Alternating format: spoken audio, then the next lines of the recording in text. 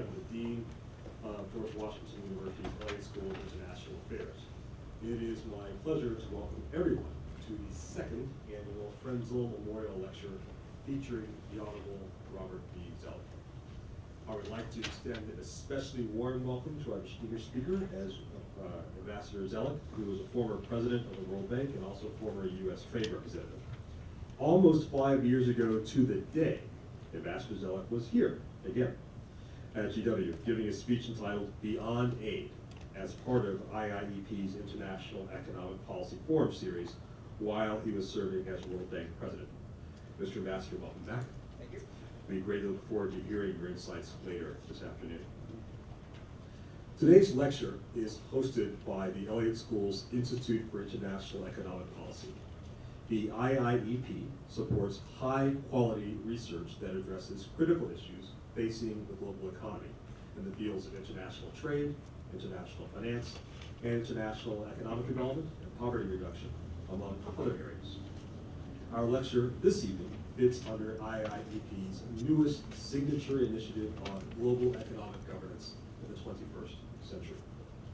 IIEP is co-sponsoring this event with the International Tax and Investment Center, an independent nonprofit research and education organization founded in 1993 to promote tax reform and public-private initiatives to improve the investment climate in transition and developing countries. Thank you and welcome to our co-sponsors. I would now like to introduce the Honorable Dave Camp, who will tell us a bit about Bill Frenzel and his lasting legacy. Congressman Camp is Senior Policy Advisor within PricewaterhouseCoopers Washington and National Tax Services practice. Chairman Camp served as a member of the U.S. House of Representatives from 1991 to 2015, representing the 4th Congressional District of Michigan, which, amongst other things, makes the most mints, I just learned, of any other place in the United States of America. From 2010 to 2014, Chairman Camp served as chairman of the Committee on Ways and Means and is recognized for his leadership in advancing comprehensive tax reform. In addition to his Ways and Means chairmanship, Mr. Camp was a member of the Joint Committee on Taxation for 6 years, serving as chairman in 2011 and 2013 and as vice chairman in 2012 and 2014. He also served on the National Commission on Fiscal Responsibility and Reform, created in February 2010, to identify policies to improve the U.S. fiscal situation after the deep economic downturn. Congressman Camp, thank you for being with us, sir. The floor is yours.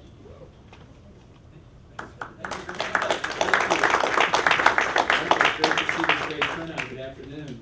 You know, it really is an honor to offer my welcome on behalf of the International Tax and Investment Center. And I really appreciate the nice introduction. And I'm obviously pleased to serve as the honorary co-chairman of ITIC and just give you just a few remarks. Again, I want to thank Dean Brigady for his welcoming remarks, and I want to thank the Institute for International Economic Policy here at GW for co-hosting this event with ITIC. Now, ITIC initiated this annual lecture last year to honor its founding chairman, Bill Frenzel. Bill Frenzel was a lieutenant in the Naval Reserve. He was a member of the Ways and Means Committee, and you know, we like our Ways and Means Committee members. He was also what I would call a member's member. He was one of those people that you would go to for advice. I was fortunate to have known him when he was in Congress, as well as obviously his long and distinguished career after Congress. He was one of those smart members, substantive, he was ethical, and he was fully engaged in policy, not only when he was in Congress, but like throughout his entire career. He had 10 terms in the U.S. House. He was, during that time, a champion of free trade and pro-growth tax policies, and he was one of the widely respected members of both parties. And that was really evidenced in several ways. And one was 15 years as the congressional representative through differing majorities to the General Agreement on Tariffs and Trade in Geneva. At ITIC's founding in March 1993, Bill Frenzel notably remarked, "Making your country's tax code competitive and simple is the best thing you can do to attract investment." And for more than 21 years, Bill provided guidance on ITIC programs in dozens of countries around the world. and this lecture is really a fitting tribute to his legacy. I also want to note the presence of one of Bill's dear friends and his successor as chairman of ITIC's executive committee, the Honorable Jim Miller. And thank you for joining us here today. We're pleased to have a terrific lineup for our discussion this afternoon. We'll begin with some introductory remarks and scene-setting remarks by Graziella Kaminsky, professor of economics and international affairs here at the George Washington University and a specialist on the global economy and international finance. Following Professor Kaminsky, we'll turn the program over to Jeff Garton, who will moderate the discussion with our distinguished speaker, Ambassador Bob Zoellick. And in addition to his successful career on Wall Street, Jeff has previously served as Undersecretary of Commerce for International Trade and as Dean of the Yale School of Management, where he remains on the faculty. And just by way of honoring our distinguished speaker, I would ordinarily say I'll just hit the highlights of his resume, but when you're Bob Zoellick, they're all highlights. And as you heard, as Dean mentioned, President of the World Bank and Deputy Secretary of State and U.S. Trade Representative, and that's where I first met Bob. And we were just recalling a time when I was having some problems with some dry edible beans that were being held in railroad cars at the border between Texas and Mexico under the sort of theory that they needed to be inspected for weeks and weeks and weeks. And I will tell you, as trade ambassador, he jumped right on that, solved that problem, and it made a big difference for the growers in my district at that time, and just was the right thing to do because we were actually seeing a non-tariff barrier at that point. You know, he's one of, as you all know, he's one of the leading thinkers and practitioners in international trade, and his contributions to our country, not just the 4th District of Michigan, but to our entire nation and the global economy are really too numerous to count. So, Bob, we look forward to your conversation with Jeff. And now, ladies and gentlemen, please welcome Professor Graziella Kaminsky.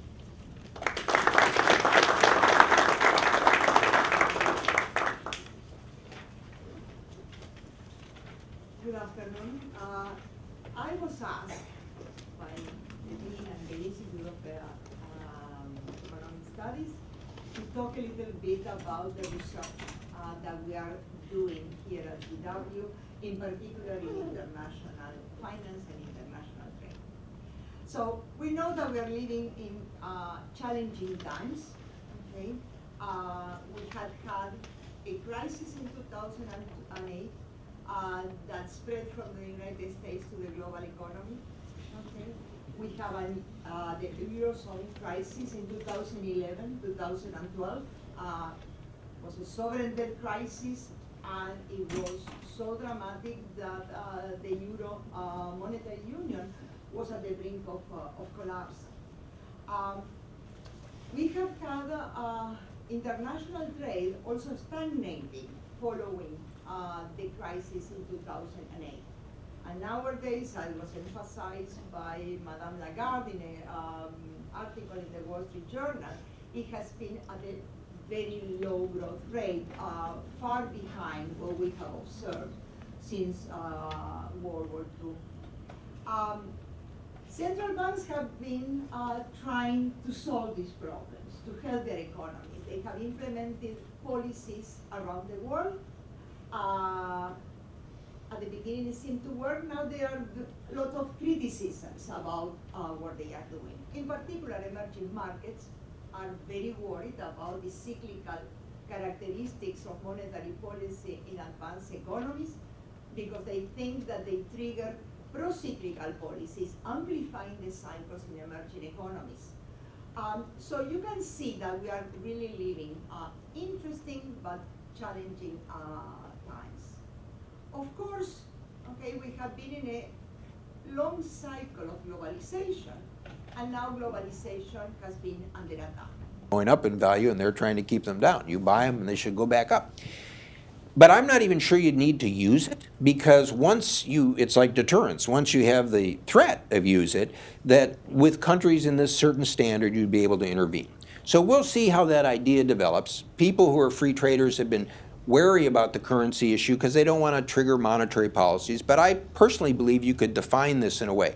But that could be important enough to show a President Clinton that you've added something else. And I'm not an advisor to her. I don't know whether that will work, but I think that will be key. And then let's come to your point. The other point is we have not done a good job as a country in helping people adjust to change. Now, my numbers may be a few years out of date, but at least a couple years ago, we were spending about $18 billion a year on worker adjustment.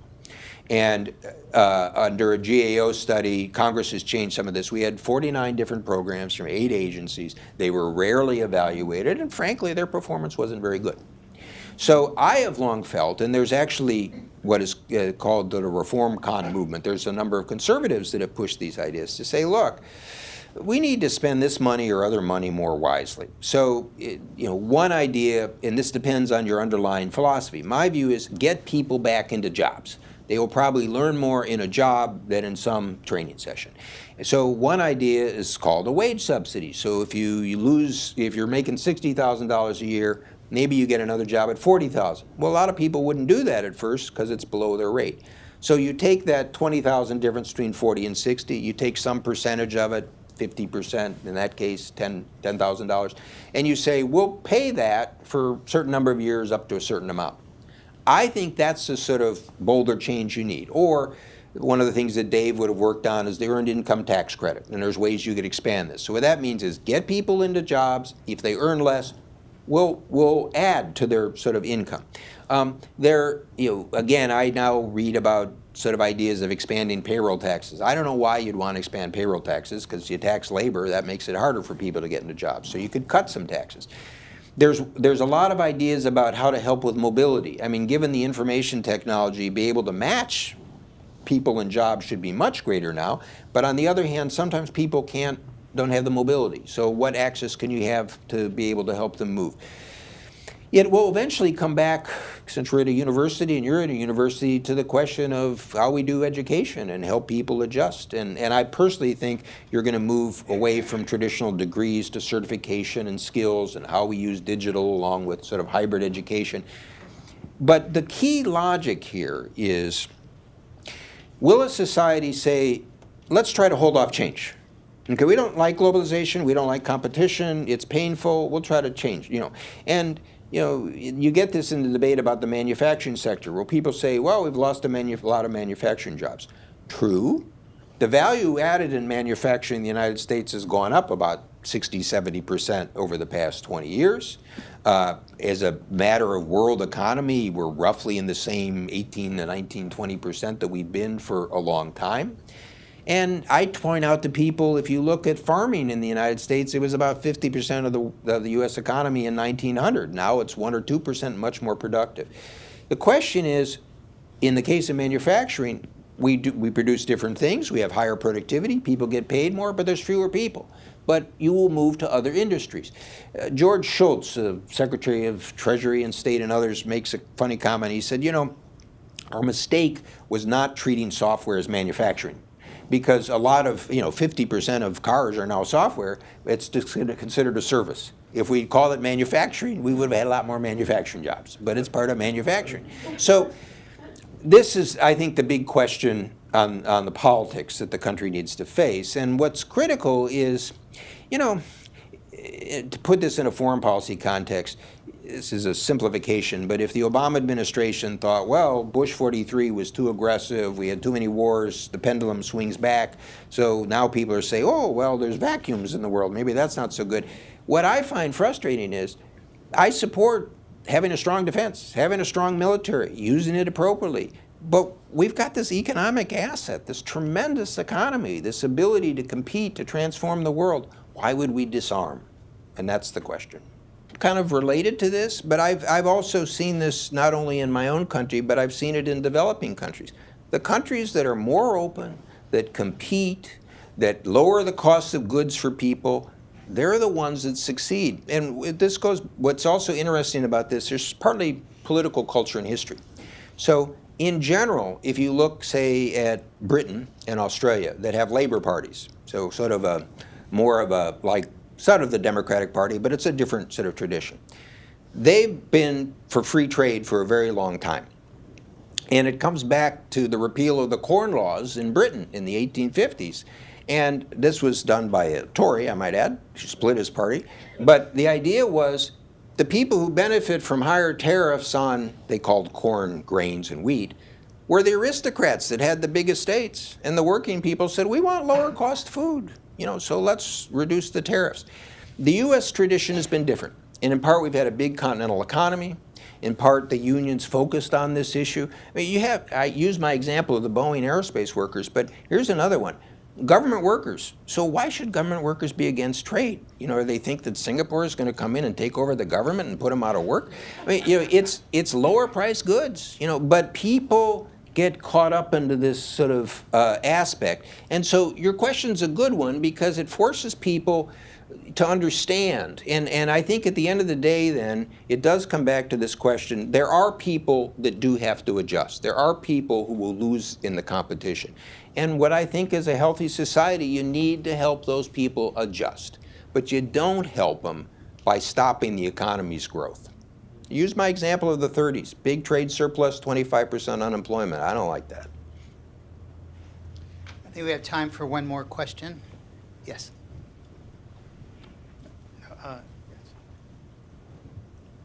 Thank you. My name is Francisco Chacon from Costa Rica. I remember that in the 80s, when Costa Rica started its liberalization process, the World Bank played a very important role. I don't see the World Bank doing the same at this time. Do you think the World Bank has a role? In Costa Rica? No, in the world. Promoting the changes in the countries in order to... Well, definitely yes, but we can talk about Costa Rica a little bit. Let's start with trade, because as you know, Costa Rica was included in the CAFTA, and it's a wonderful story because Costa Rica is a higher income, sort of more developed society, but it had, coming out of its history, a very controlled telecommunications sector and insurance sector. And I remember when you went to Costa Rica. And these were very politically difficult to change, but it was a good example. Look, the interest for the United States in selling services to this was not great. I was trying to help the reformers in Costa Rica to open up these sectors.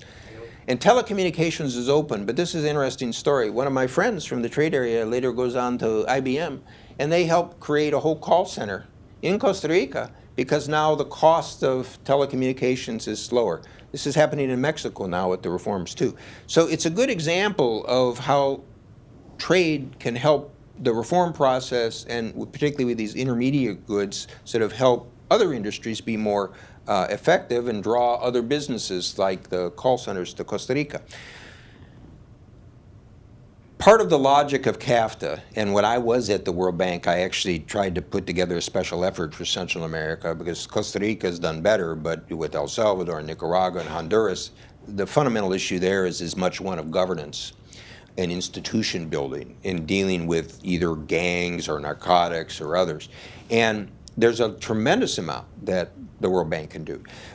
But the key, of course, in any country, as you know, is it has to be owned by the locals. So part of the development story for the World Bank is it can bring knowledge and expertise from around the world.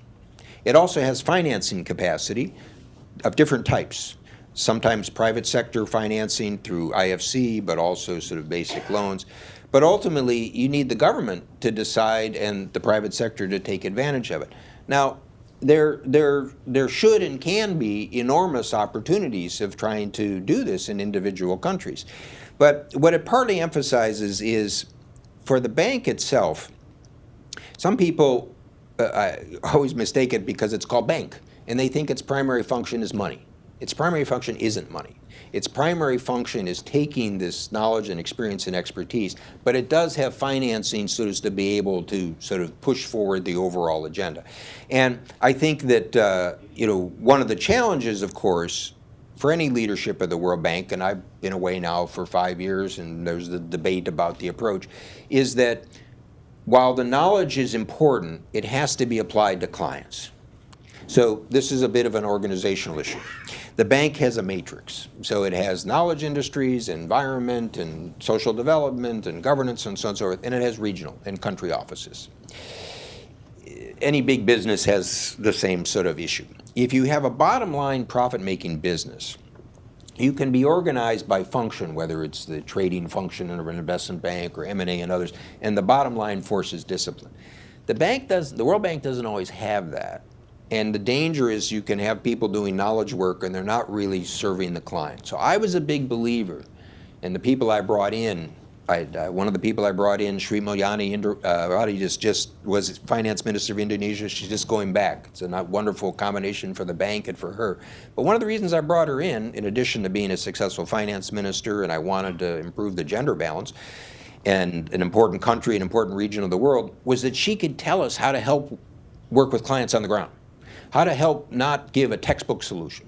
But so, since we're talking about Latin America, I'll give you another one, and this actually came from a fellow institution, the Inter-American Development Bank, worked with Mexico over 10 years ago to develop something called conditional cash transfer programs. And what these are programs where you give money, cash, to the bottom 15 or 20%. It's often quite efficient. It's like 0.5% of GDP. If, and here's the conditions, the kids go to school and people get health checkups. They probably did more for women's health in Mexico than any other development. When President Lula came into Brazil and he had an idea of doing this, we basically designed the Bolsa Familia program. Now these, when I left, they were in like 30 or 40 countries. And as a good example, we were doing a pilot in Egypt before Mubarak was overthrown, trying to not waste money on subsidies for everybody, but target it on the need. So the strength of the bank, whether it's middle-income countries like China, where we did in a sense, China doesn't need our money, but they brought in a report that frankly was the design of their economic structure reform.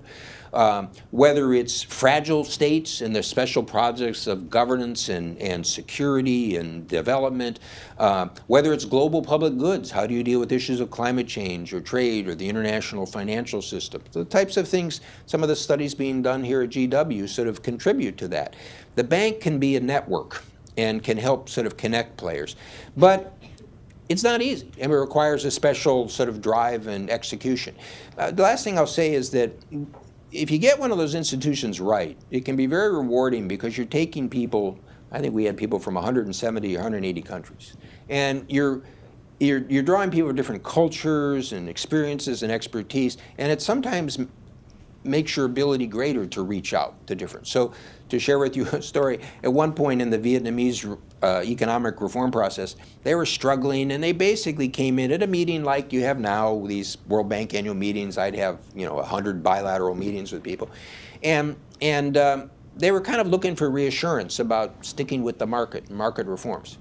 And I could have said something, but I'm an American, I'm from a developed country. Well, I had next to me Justin Lin, who I appointed as the first chief economist from a developing country, from China. And I said, well, let's hear what Justin has to say about this. And he was saying, oh, you really need to stick with the market, and if you can privatize, that's better and different. So now there's sensitivities between China and Vietnam, but it was better to have him saying it than me saying it. Okay. Bob, I would just wonder, before we end, I think we're getting close, but okay. Yeah, you're getting close. is there just one observation you want to make, summary observation about trade policy going forward? Are you optimistic? Are you pessimistic? Or are you just withholding judgment depending on some of the factors you mentioned, such as the appointment of who the trade negotiator is, whether or not we can deal with the exchange rate issue, whether or not we can do something creative like an agreement with Britain? Just where is your intuition at this moment? Circumstances difficult to bleak, but by nature I'm an optimist. And the reason I got into public policy and government service and all that was to try to accomplish and do things. So I could see a way that it could happen. And to bring this back to Bill Frenzel, at the end of the day, all this is about people. So it's key members in Congress that are willing to take the items we discussed today and explain them to constituents, CEOs with their businesses, workers to understand it. In the U.S. political system, the reality is it's hard to work if the president isn't pushing. And just to comment on one of the little things you said, President Obama is now pushing, and I respect him for that, and he's got his team pushing. It needs to be an ongoing exercise. And so that's ultimately what I would look for, but you can never give up on this. It's too important.